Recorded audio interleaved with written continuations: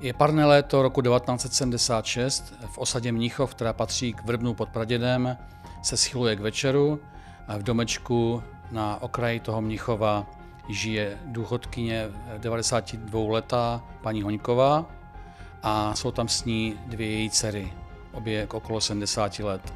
Nic nenasvědčuje tomu, že by se tady mělo odehrát něco výjimečného, nicméně za pár okamžiků se život těchto žen a celé osady, včetně Vrbna, zcela změní. Vítám v našem podcastu Počení pana Valeriána, vyšetřovatele vražd, který v roce 2022 odešel do penze. Nyní vydává knihu Mordparta Ostrava a případ, o kterém si dneska budeme povídat, je vlastně prvním případem v této knize. Pane Valeriáne, proč vlastně ten případ v té knize je? Protože vy jste ho ještě nevyšetřoval.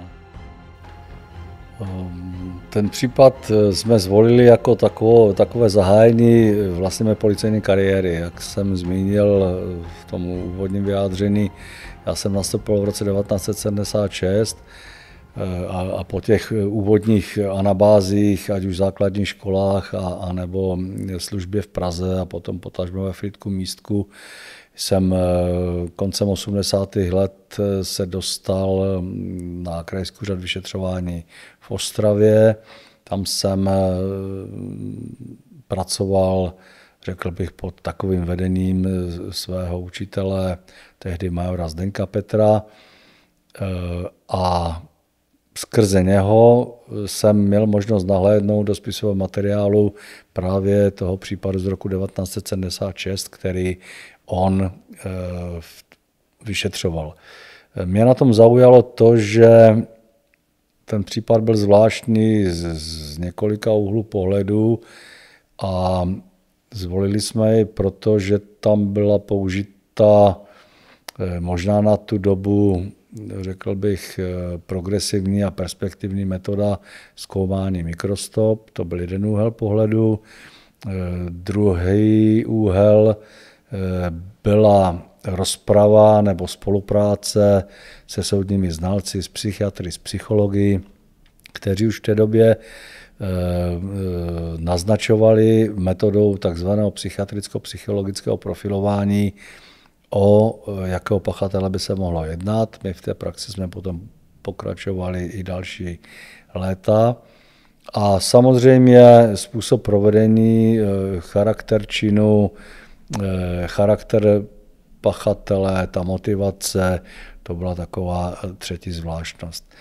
Asi je třeba říct na začátek, že v tom domku byly zavražděny obě dcery té 92leté ženy, byly zavražděny brutálně, byly zneužity a případ, který otvírá vaši knihu, se jmenuje Modré sklo, což zní až tak tajemně, ale je to dle mého název zvolený velmi trefně, protože Modré sklo vlastně rozhodlo o tom, že vaši předchůdci, vaši tehdejší kolegové toho pachatele dopadli. Pojďme prosím na místo činu a řekněte, co se tam odehrálo. Já bych možná upřesnil, jak jste řekl, v tom domě bydlela 92letá žena a ta jedna z těch obětí nebyla dcera, ale byla sestra a ta druhá byla dcera. To je jenom pro upřesnění.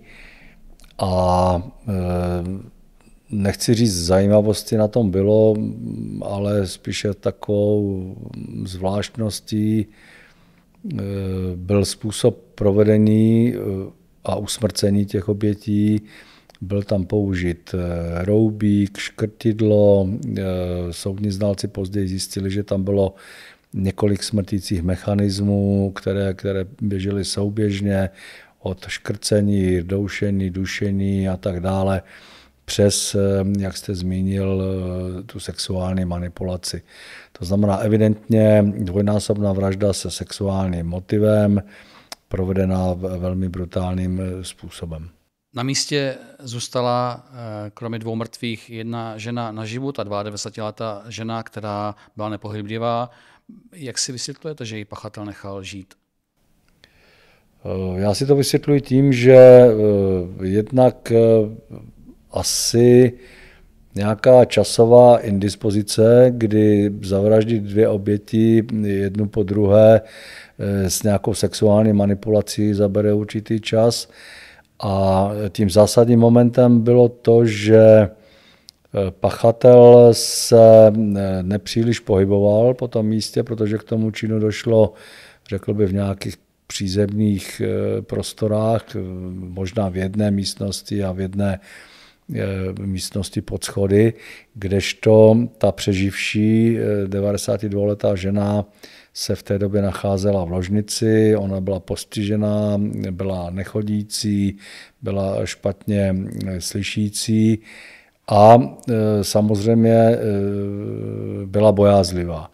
Takže v průběhu celého toho děje jej možná nějakým způsobem vnímala, nicméně z toho pokoje nevylezla, a protože ten pachatel neměl v úmyslu věci prohledávat a tak dále, protože, jak se později zjistilo, cennosti, šperky, peníze, vkladní knížky byly nalezeny, takže evidentní byl sexuální motiv, tak právě proto ta žena teda přežila. Ten čin se stal, jak jsem už říkal v úvodu, na poměrně odlehlém místě, tam nebyla velká zástavba domů, svědků zřejmě nebylo mnoho. To vyšetřování, předpokládám, tedy muselo být dost složité. Řekněte, jaké stopy tehdy vlastně kriminalisté zajistili? Na tu dobu to bylo celkem minimum stop, nicméně byla tam jedna taková rarita, a to je zajištění chemických neboli mikrostop, jak chcete, které se podařilo kriminalistickým technikům zajistit zejména na oděvech těch zamražděných a zejména při výtěrech z pozanechtů. Šlo o drobné mikročástice skla charakteru modré barvy, které byly později potom podrobeny znaleckému zkoumání asi 2 znaleckými ústavy, myslím v Hradci Králové a ještě někde v republice. A ty právě pomohly, nebo výsledky této expertizy a toho znaleckého zkoumání pomohlo k zúžení okruhu možných pachatelů. Ano, kriminalisté tehdy zjistili, že takové sklo se zpracovává ve sklárně ve Vrbně pod Pradědem, kde ovšem tehdy, pokud se nepletu, pracovalo nějakých 150 lidí nebo 150 mužů. To asi muselo být celkem těžké zjištění, kolik vlastně práce tehdy ještě kriminalisty čekalo. Musíme si představit, že ta lokalita Bruntálská tehdy byla osídlena prostě obyvatelstvem nevždy vysoké inteligence a tak dále. Uvědomme si, že tam byla celá řada stavení, která nebyla obydlená, průmyslová výroba byla minimální, jediné možné, nebo jeden z mála možných pracovních poměrů byl právě v těchto sklárnách, a právě nález těchto mikročástic zúžil prostor pro typování možného pachatele jako možného zaměstnance skláren. To ještě bylo pořád vysoké číslo, protože na tu dobu 150 zaměstnanců skláren, kteří by byli schopni k takovýmto mikročásticím přijít, bylo velké množství. Přihlédněme k tomu, že se podařilo to množství snížit i takzvanou tou rozpravou s psychiatry a s psychologi, kteří s ohledem na modus operandi neboli způsob spáchání toho trestného činu natypovali jako možného pachatele sexuálního devianta, nejspíše gerontofila, možná slaboduchého a tak dále, nepříliš vysoké inteligence. Takže tím nejzásadnějším pak bylo další zkoumání ještě těchto zajištěných částic, které potvrdilo, že nejde o běžné sklo při skalné výrobě, ale jde o nějakou sloučeninu skla, která je součástí nějakých hladírenských nebo brusných kotoučů, které se vyskytovaly jenom v určité části provozu té sklárny. Takže došlo k dalšímu zúžení skupiny předpokládaných možných pachatelů na číslo 35 a s touto skupinou už se potom intenzivně pracovalo. Vy už jste to vysvětlil, že ta skladba obyvatelstva a dělníků té továrny tehdy byla zvláštní, že vlastně tomu profilu nějakého devianta nebo násilníka tam odpovídalo více mužů tehdy v té fabrice. Nicméně zaujal mě tam i ten vyšetřovací pokus, kdy jste vlastně dokázali, vaši kolegové tehdy ve Vrbně dokázali se sbírat ten prach a pak zkoušet, jakým způsobem on vlastně se mohl na to oblečení těch pracovníků dostat a jakým způsobem se mohl dostat při tom útoku v tom domku na těla obětí. To mě zaujalo. Nicméně vy jste se potom dostali, nebo kriminalisté se dostali ke 3 jménům, ze kterých pravděpodobně očekávali, že vypadne jméno pachatele. Je to tak? Je to tak.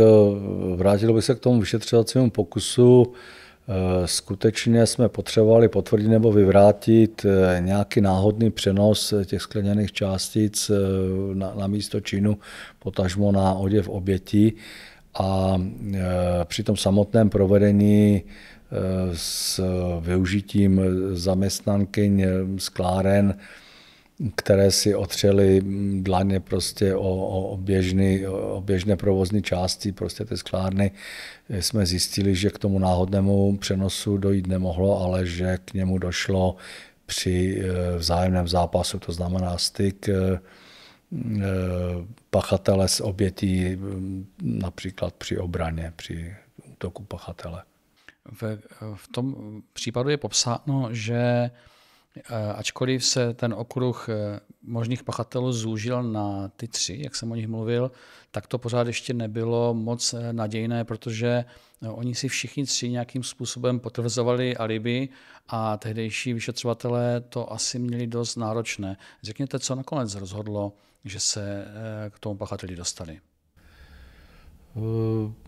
Je taková v podstatě zažitá praxe, že máte-li nějakou skupinu podezřelých osob, tak je vyzvete k nějakému podání vysvětlení a podobně a v podstatě později se potom analyzují ty jejich výpovědi, zjišťují se rozpory, které se dalším postupem odstraňují, ať už formou konfrontací, předkládáním těch rozporů té druhé strany a podobně.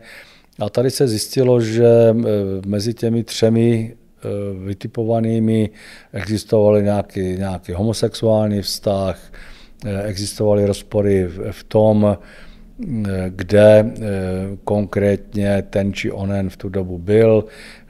Zjistily se rozpory, že ty předkládané argumenty o přítomnosti třeba na schůzi ROH jsou nepravdivé, protože ta schůze proběhla jiný den a podobně.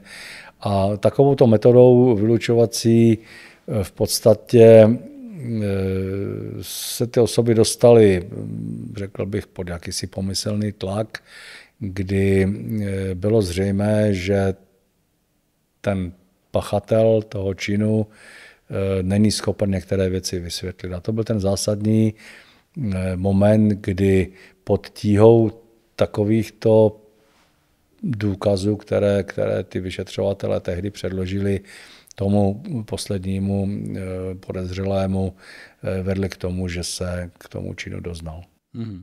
Mě v té vaší knize zaujaly fotografie, které jsou místy hodně popisné a ukazují opravdu drsně tu realitu, jaká byla na tom místě činu. Ale o těch teď nechci mluvit. Zaujala mě tam fotografie, 1 nebo 2 tam jsou, kdy ten člověk, který se k tomu činu přiznal, tak je na rekonstrukci toho činu a jsou tam fotky, na kterých on se do objektivu usmívá, že vypadá, že je naprosto v pohodě a uvolněný. To se stává asi výjimečně, nebo ne? Tady k tomu by se dalo říct asi to, že jsem zažil za ta léta, kdy jsem teda vraždy vyšetřoval celou řadu rekonstrukcí, Byl to takový úkon, který byl velmi moderní právě v těch 90kách. Hodně často odpovídám na otázku, proč se tato kriminalisticko-taktická metoda, mezi které rekonstrukce patří, jak si z toho vyšetřování a z toho procesu vytrácí. Ona samozřejmě sama o sobě je založena na dobrovolnosti toho pachatele, takže může to být neochota současných pachatelů spolupracovat s policií. On může odmítnout tu rekonstrukci? A tak dále. Ano, může ji odmítnout. V tu chvíli není zákonný prostředek toho dotyčného ho nějak donutit k tomu, aby ten vražedný děj například zrekonstruoval. Nicméně tehdy to byla doba a znova i celé 90ky byla doba, kdy ty rekonstrukce byly běžným prostředkem k dokazování toho či onoho. A já jsem zažil celou řadu případů, kdy při takovéto rekonstrukci ten pachatel se dostává znovu do takzvaného toho vražedného rauše. On se vžívá do té situace, kterou zažil při tom, když ten čin páchal, a svým způsobem se přestane ovládat. Může to být skutečně jakoby míra ovlivnění třeba fyzického násilí. Zažil jsem příběh, kdy pachatel měl znázornit úder pěstí na oběť a on se prostě neudržel a tu figurantku skutečně to pěstí uhodil. Takže jsme začali používat figuriny, začali se používat uměle vytvořené vražedné nástroje a tak dále, protože byť rekonstrukce je úkol, který spočívá v té autenticitě, to znamená na stejném místě, ve stejnou dobu, se stejnými prostředky a tak dále, tak to mnohdy nešlo. Asi těžko dám pachateli sekeru do ruky, aby znázornil, jak usmrtil oběť s nějakou prezumpcí toho, že k tomu opětovnému útoku by mohlo z jakýchkoliv příčin dojít. Takže to je jeden úhel pohledu. A druhá věc, oni v tu chvíli se přestanou jakýmsi způsobem ovládat, to dění jde mimo ně a on prožívá ten vražedný děj znovu. A ono se to projevuje mnohdy, jak jsem řekl, na takovém tom vražedném raptu, to znamená, máme-li mechanismus třeba 60 bodných rán, tak ten pachatel se dostane do toho raptu, že skutečně té figurance nebo té figurině zasadí těch 60 bodných rán a funguje jako například šicí stroj. A nebo se to projeví třeba na jeho mimice, což byl případ tady toho pachatele Řeguckého, který si to užívá v tom smyslu, že jednak ho to sexuálně vzrušovalo a jednak se usmíval, jednak vnímal tu dokumentaci, ať už formou fotografickou nebo videozáznamem nebo něco podobného. Pokud se nepletu, tak ten pachatel v době toho činu nebyl ještě plnoletý, neměl 18 let, takže vlastně mu, kdyby byl, tak mu hrozí, předpokládám, tehdy ještě trest smrti. Jak nakonec vlastně dopadl? On byl jako mladiství odsouzený k trestu odnětí svobody, myslím, na 9,5 roku s nějakou ústavní sexuologickou a ochrannou léčbou. Pokud mám informace, zemřel v nějakých 50 letech v nějakém zařízení pro mentálně zaostalé v nějakém někde v České republice, takže na svobodu už se nedostal. Nicméně zůstaly tady 2 lidské oběti a je třeba říct, že zmírá nakonec i ta přeživší žena, ta maminka a sestra těch zavražděných s odstupem několika málo měsíců, což se přikládalo k nějakému traumatu z toho všeho, co prožila. Tak to byl případ Modré sklo a v příštím dílu naší minisérie Mordparta Ostrava si připomeneme případ dvojnásobné brutální vraždy mladých žen v Ostravě a na Plzeňsku. Děkuji za pozornost. Děkuji, pane Valeriáne. Já vám děkuji. Chcete počuní? Odebírejte nás na YouTube a poslouchejte nás všude, kde se poslouchají kvalitní podcasty.